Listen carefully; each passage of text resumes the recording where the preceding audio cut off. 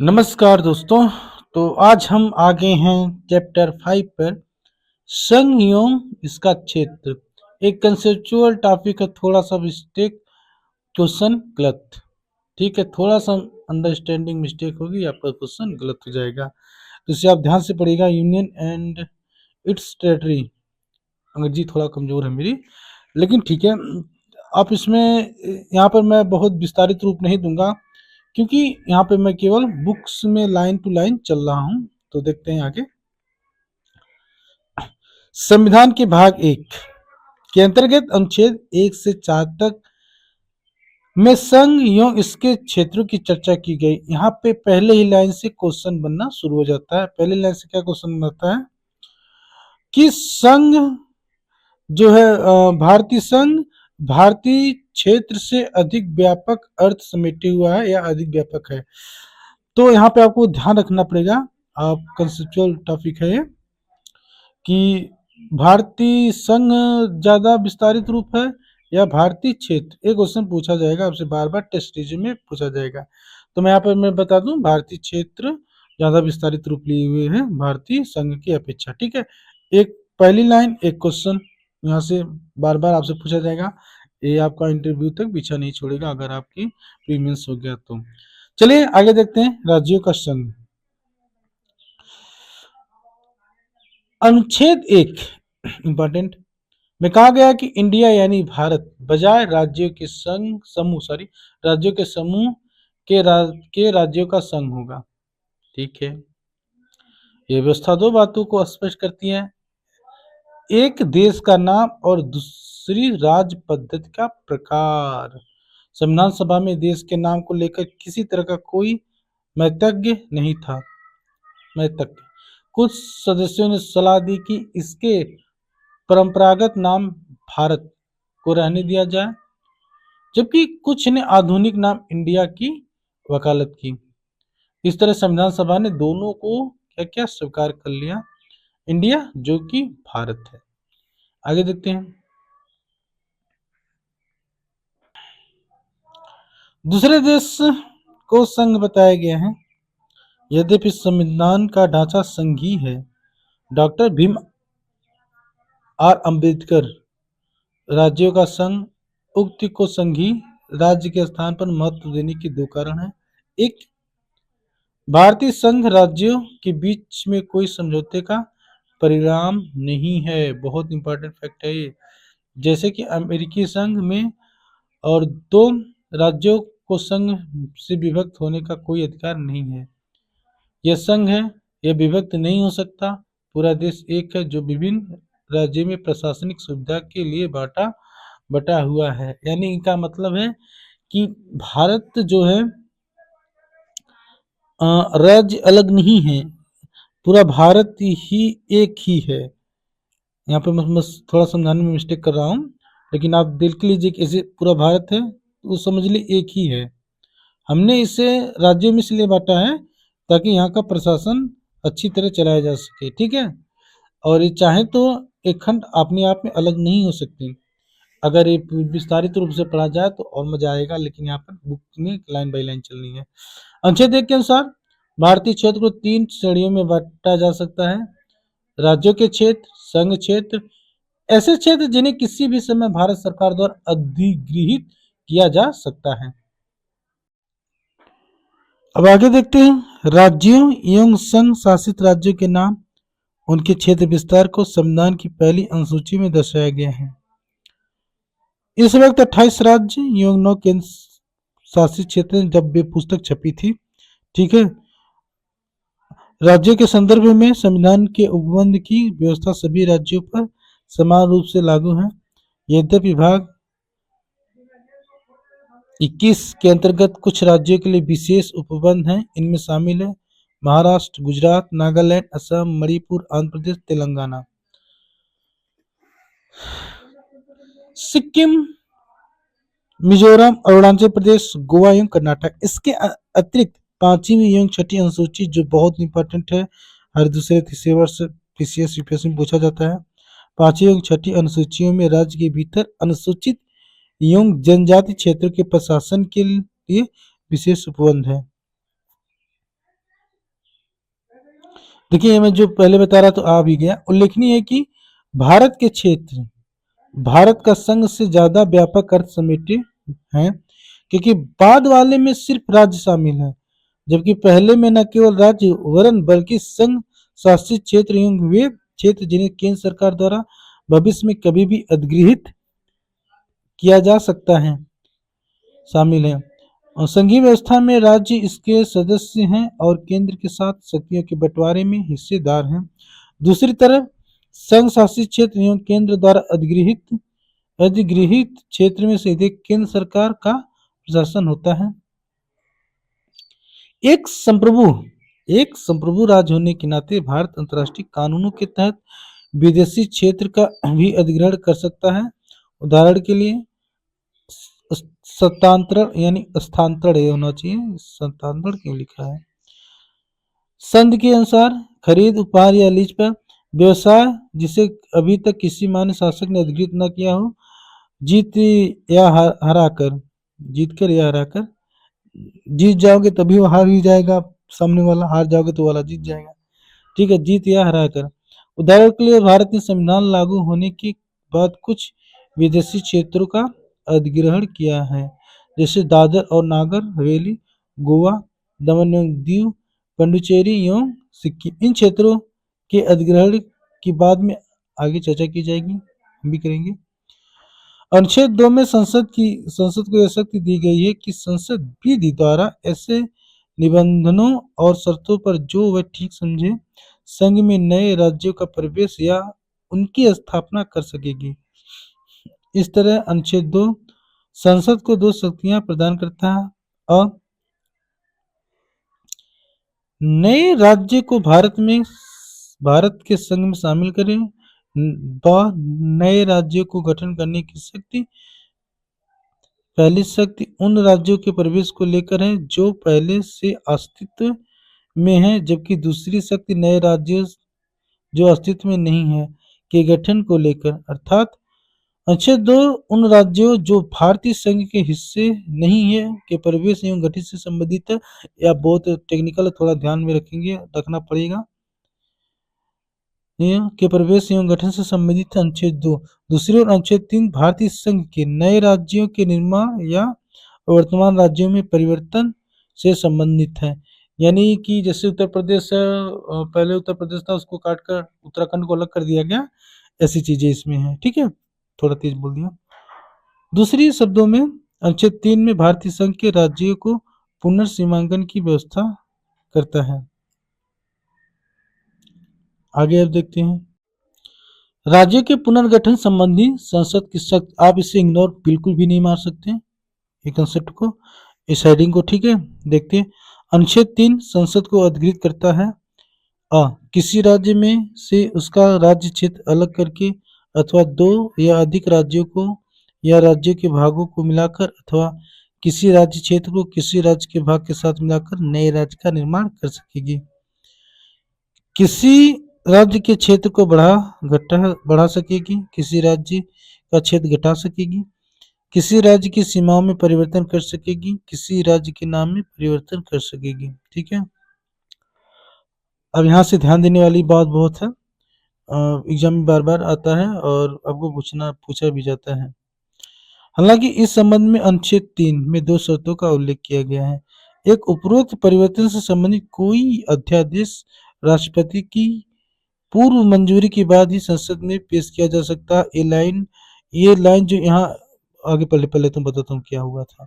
और दो, संस्तुति से पूर्व राष्ट्रपति उस अध्यादेश को संबंधित राज्य के विधानमंडल का मत जानने के लिए भेजता है। यह मत निश्चित समय सीमा के भीतर दिया जाना चाहिए। ये जो लाइन है कि ऐसे जो राज्य परिवर्तन है, ऐसे अध्यादेश जब लाए जाएंगे तो राष्ट्रपति की पूर्व मंजूरी से ही संसद में पेश किए जाएंगे। सन 2021 में यहाँ से प्रश्न पूछा गया था यूपीएससी में 21 में। ठीक है, दिया जाना चाहिए। अब आगे ध्यान देते हैं। यहाँ निश्चित सीमा को भीतर को ध्यान में रखिए जाएगा, क्योंकि बहुत सी चीजें हैं जहाँ पे कोई समय सीमा नहीं निर्धारित है और तो इसका दुरुपयोग भी होता है। ये अलग मसला है अपना, वो अलग मसला और राजनीतिक मसला है। लेकिन हम जो पढ़ रहे हैं वहां पर इसकी कोई जरूरत नहीं है। इसके अतिरिक्त संसद की नए राज्यों का निर्माण करने की शक्ति में किसी राज्य या संघ क्षेत्र के किसी भाग को किसी अन्य राज्य या संघ क्षेत्र में मिलाकर अथवा नए राज्य संघ क्षेत्र में मिलाकर अथवा नए राज्य या संघ क्षेत्र का निर्माण सम्मिलित है। चलिए अब आगे देखते हैं। राष्ट्रपति या संसद राज्य विधानमंडल के मत को मानने के लिए बाध्य नहीं है। यानी कि जहाँ पे जो राष्ट्रपति राज्य विधानमंडल के मत को मानने के लिए बाध्य नहीं, यानी कि जो राज्य कहेगा उसके अनुसार ये जरूरी नहीं कि राष्ट्रपति चले। यहाँ पर केवल औपचारिकता पूरी की गई है कि आप क्या कहेंगे तो हम खा कर सकते हैं। ठीक है, आप क्या कहेंगे तो हमारा मर्जी है, क्या मानेंगे नहीं तो नहीं मानेंगे। चलिए, और इसे स्वीकार या अस्वीकार कर सकता है भले उसका मत समय पर आ गया हो। संशोधन संबंधी अध्यादेश, यानी कि यहाँ पर केंद्र की शक्ति मजबूत है राज्यों के निर्माण में, ऐसा क्वेश्चन पूछा जाता है तो यहाँ का मीन्स में पूछा जाएगा तो हम इस आर्गुमेंट को दे देंगे यहाँ कंसेप्ट उठाकर कि इस आधार पर भी कहा जाता है राज्य निर्माण में किस संघ की शक्ति मजबूत है, यानी केंद्र की शक्ति मजबूत है। ठीक है, आगे देखते हैं। संशोधन संबंधी अध्यादेश के संसद में आने पर हर बार राज्य के विधानमंडल के लिए नया संदर्भ बनाना जरूरी नहीं है। ठीक है, संघ क्षेत्र के मामले में संबंधित विधानमंडल के संदर्भ की कोई आवश्यकता नहीं है। संसद जब उचित समझे स्वयं कदम उठा सकती है। ठीक है, इस तरह यह स्पष्ट है कि संविधान संसद को यह अधिकार देता है कि वह नए राज्य बनाने, उसमें परिवर्तन करने, नाम बदलने या सीमा में परिवर्तन के संबंध में बिना राज्य की अनुमति के कदम उठा सकती है। ओके, दूसरे शब्दों में संसद अपने अनुसार भारत के राजनीतिक मानचित्र का पुनर्निर्धारण कर सकती है।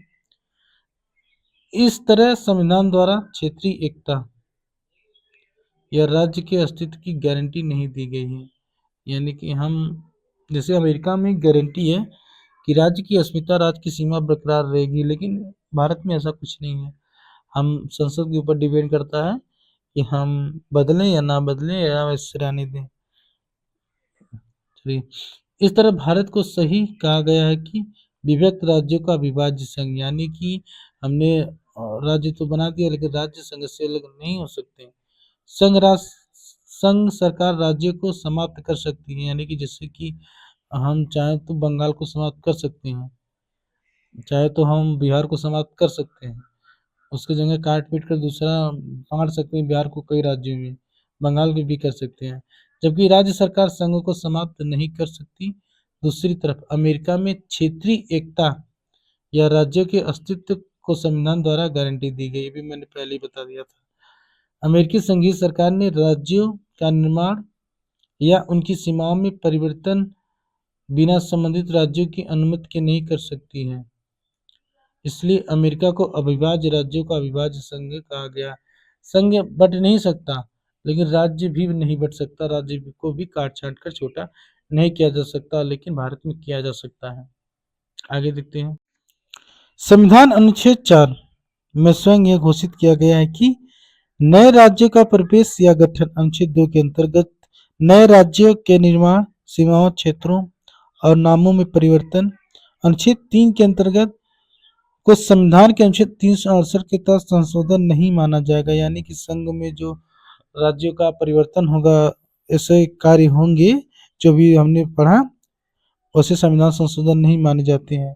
अर्थात इस तरह का कानून एक सामान्य बहुमत अथवा साधारण विधायी प्रक्रिया के जरिए पारित किया जा सकता है। ठीक है, क्या संसद को यह अधिकार है कि वो किसी राज्य के क्षेत्र को समाप्त कर अनुच्छेद 3 के अंतर्गत भारतीय क्षेत्र को किसी अन्य देश को दे दे? मेंस का प्रश्न आ गया।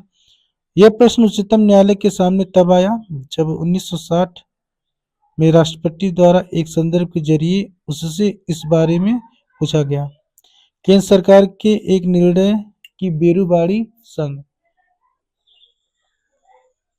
पश्चिम बंगाल पर पाकिस्तान का नेतृत्व ने राजनीतिक विद्रोह और विवाद को जन्म दिया, जिस कारण राष्ट्रपति के संदर्भ राष्ट्रपति से संदर्भ लिया गया।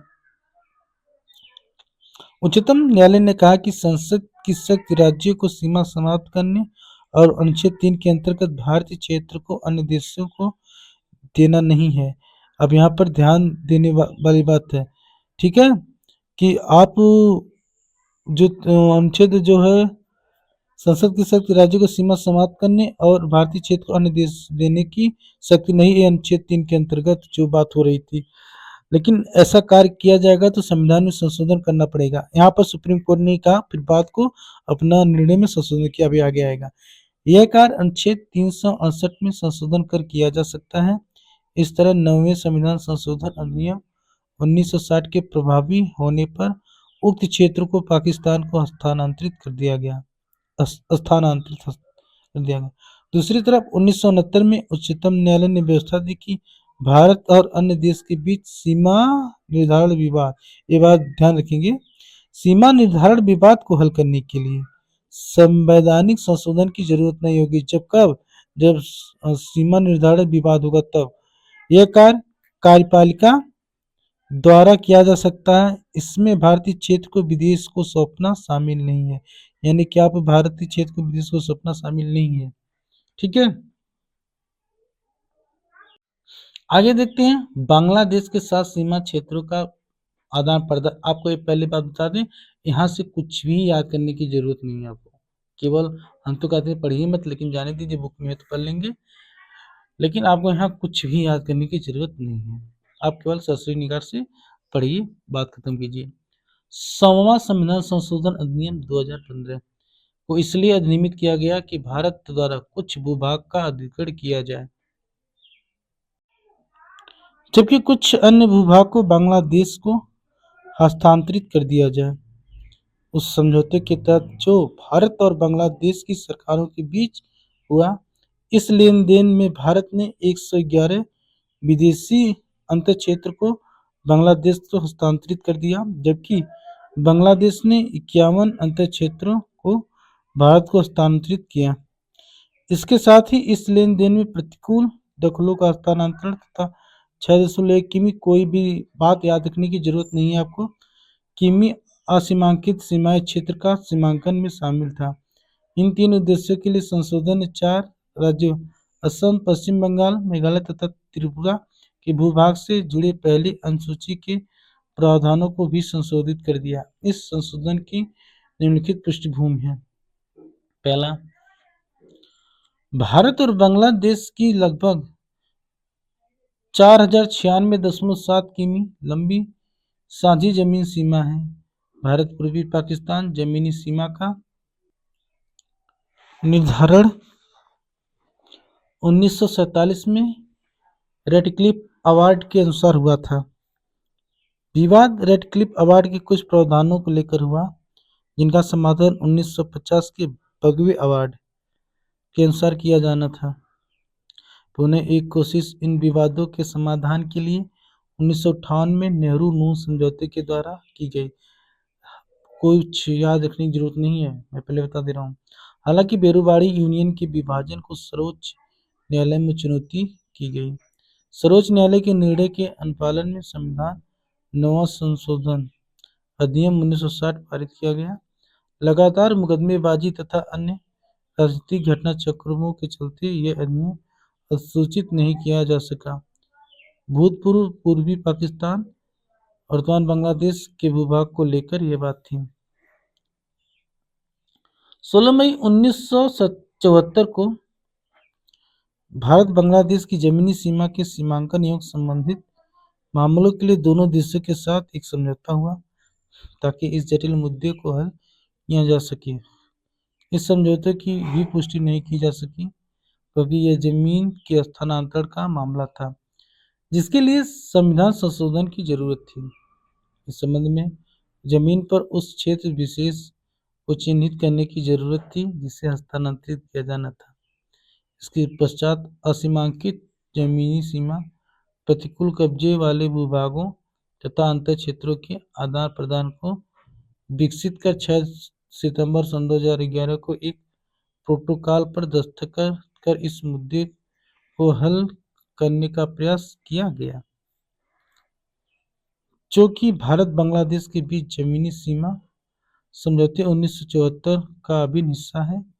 इस प्रोटोकॉल को असम, मेघालय, त्रिपुरा एवं पश्चिमी बंगाल राज्य सरकारों के सहयोग से सहमति से तैयार किया गया। अगला है केंद्रीय शासित प्रदेशों एवं राज्यों का उद्भव। यहाँ से आप थोड़ा याद रख ले जाएंगे हैदराबाद, जूनागढ़ और कश्मीर को, क्योंकि यहाँ से प्रश्न पीसीएस में यूपीएससी में पूछे जाते हैं। पीसीएस में ज्यादातर फैक्चुअल चीजें पूछी जाती हैं।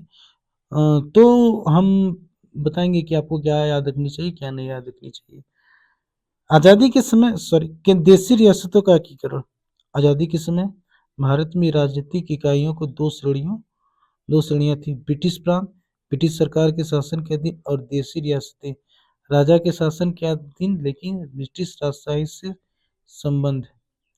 भारतीय स्वतंत्रता अधिनियम 1947 के अंतर्गत दो स्वतंत्र एवं पृथक प्रभुत्व वाले देश भारत और पाकिस्तान का निर्माण किया गया और देशी रियासतों को 3 विकल्प दिए गए। 24 या ध्यान नहीं आ रहा, 24 में 25 में यहाँ से प्रश्न पूछा गया था।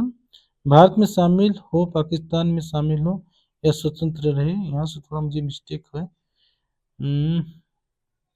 552 देशी रियासतें भारत की भौगोलिक सीमा में थी।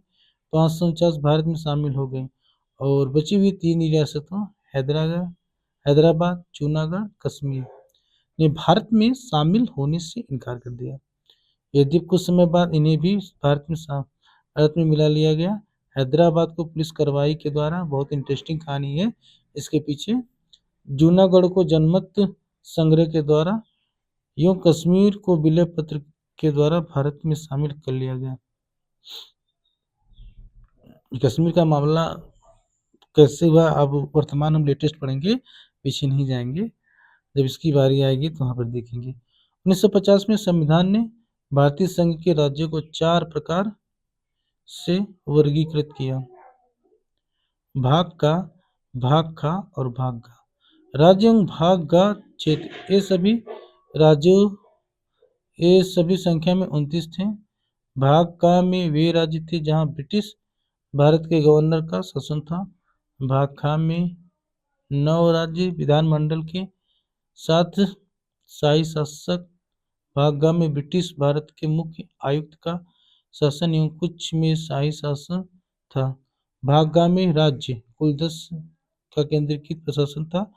अंडमान एवं निकोबार द्वीप को अकेले भाग ग में रखा गया, जो आपको याद रखने की जरूरत नहीं है। ठीक है। हैदराबाद, जूनागढ़, कश्मीर, इन चीजों को याद रखिए किस किस तरह से मिलाया गया।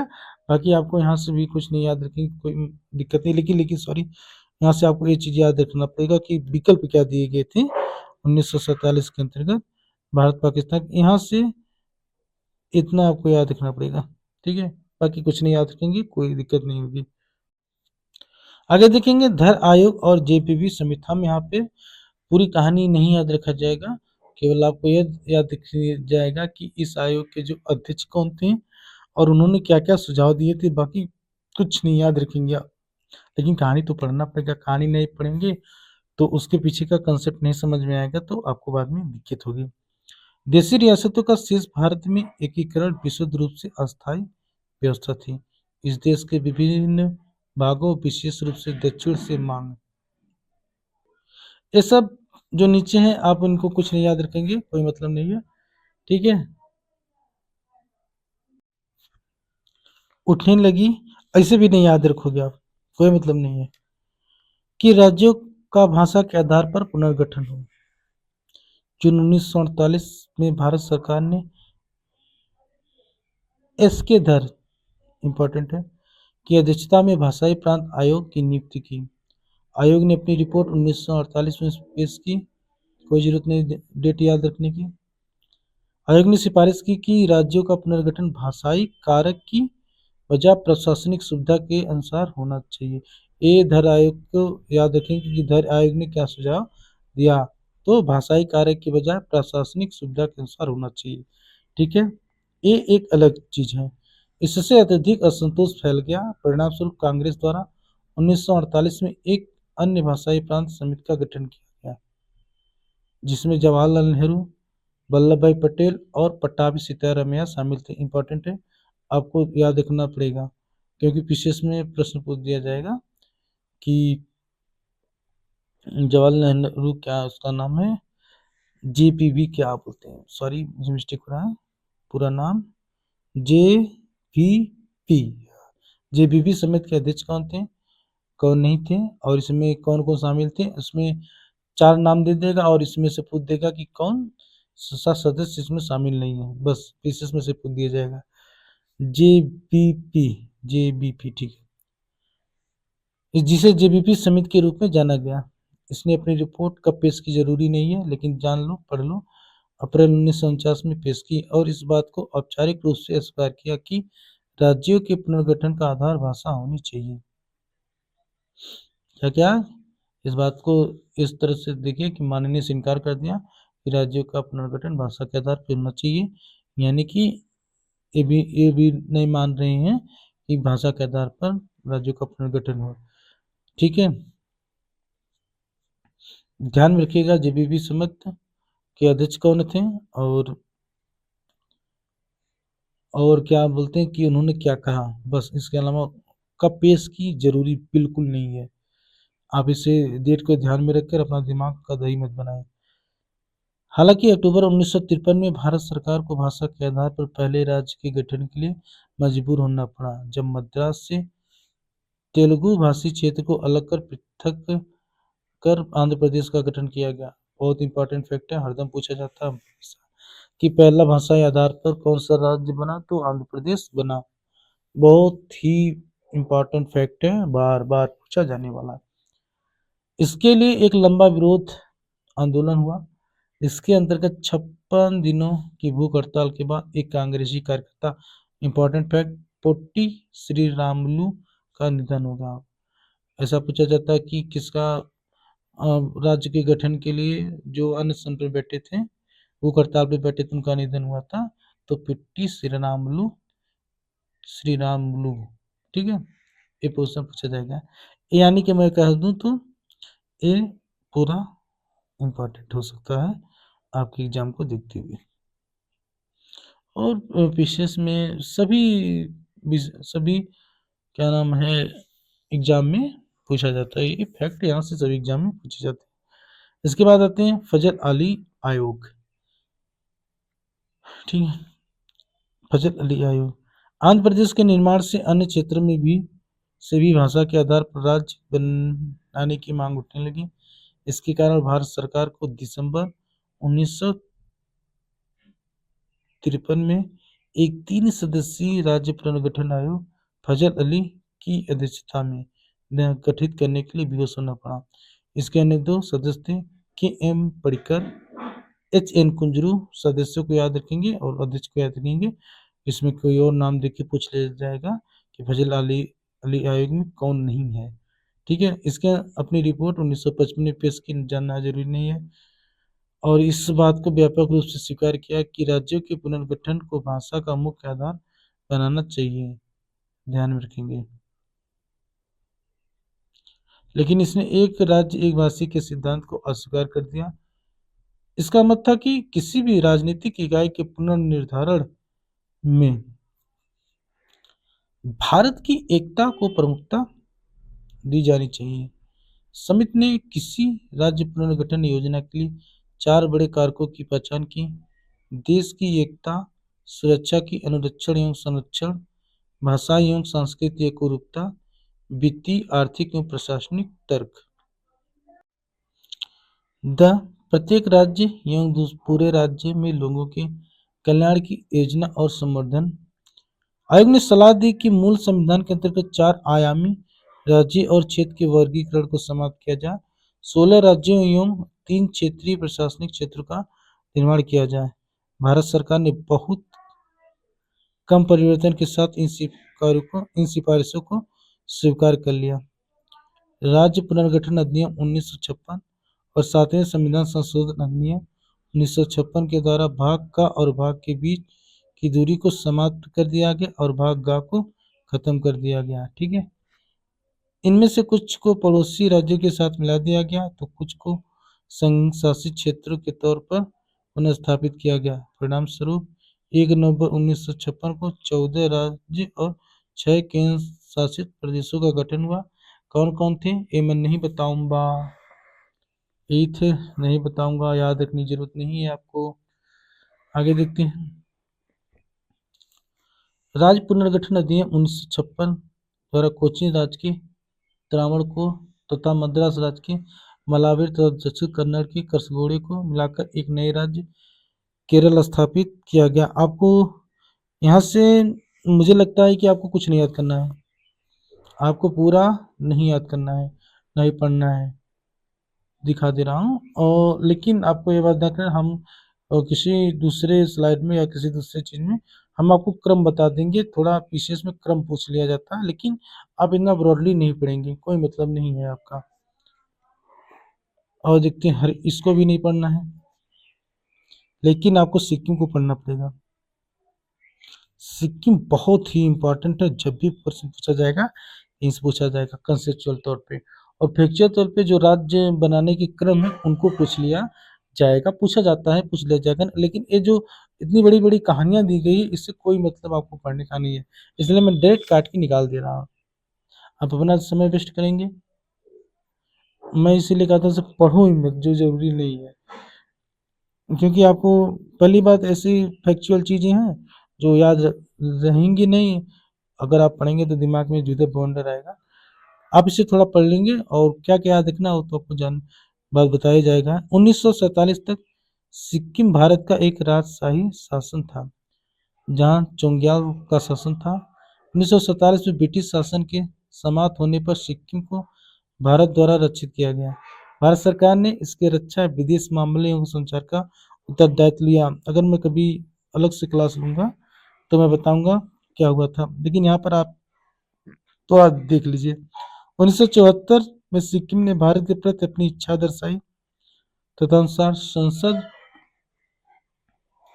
संशोधन, यहाँ पर थोड़ा आप ध्यान रखेंगे संशोधन को, संसद द्वारा 35वां संविधान संशोधन और 36वां संविधान संशोधन, आप दोनों को ध्यान में रखेंगे, लेकिन यहाँ है 36वां है। 35वां संविधान संशोधन 1974 लागू किया गया। इसके द्वारा सिक्किम को एक संबद्ध राज्य का दर्जा दिया गया। इस उद्देश्य के लिए एक नए अनुच्छेद 2 का एक नई अनुसूची 10वीं अनुसूची, जिसमें संबद्धता की शर्तें एवं नियम उल्लिखित किए गए, को संविधान में जोड़ा गया। हालांकि यह प्रयोग अधिक नहीं चला, इससे सिक्किम के लोगों को महत्वाकांक्षा की पूर्ति नहीं हुई, क्योंकि सिक्किम के लोग जो हैं भारत में मिलना चाहते थे। तो फिर से वहां का विद्रोह हुआ, तो वहां के राजा ने पूर्ण रूप से भारत में मिलने की अनुमति दी, मतलब आए भारत में मिलने के लिए। जनमत के दौरान उन्होंने चंगेल के शासन को समाप्त करने के लिए मत दिया। इस तरह सिक्किम भारत का एक अभिन्न हिस्सा बन गया। इसी तरह 36वें संविधान संशोधन 1975 के प्रभावी होने के बाद सिक्किम को भारतीय संघ का पूर्ण राज्य बना, क्योंकि देखिए ये ऐसा राज्य था जहाँ की जनता ने कहा कि हम भारत में शामिल होना चाहिए चाहते हैं, लेकिन उस समय जो राजनीतिक व्यवस्था थी, सिक्किम और भारत से कोई लेना देना नहीं था। राज्य बना दिया गया 22वां राज्य। इस संशोधन के माध्यम से संविधान की पहली व चौथी अनुसूची को संशोधित कर एक नया अनुच्छेद 371 को जोड़ा गया। इसमें सिक्किम के प्रशासन के लिए कुछ विशेष प्रावधानों की व्यवस्था की गई। इसके अनुच्छेद 2 का और 10वीं अनुसूची को निश्चित कर दिया गया, जिन्हें 1974 के 35वें संविधान संशोधन अधिनियम द्वारा जोड़ा गया था। इतनी बात आपको ध्यान में रखनी चाहिए, बाकी ये सब कहानियां ना तो आपको पढ़नी है ना ही याद रखनी है। ये जो है भारतीय क्षेत्र को हम क्रम किसी दूसरे स्लाइड में कभी दे देंगे, और ये सब आपको नहीं पढ़ना है, ठीक है, कुछ नहीं पढ़ना आपको, ये भी आपको नहीं पढ़ना है, ठीक है। तो ये चैप्टर खत्म हो गया, हम अगला चैप्टर अगले क्लास में लेंगे, अगली वीडियो में।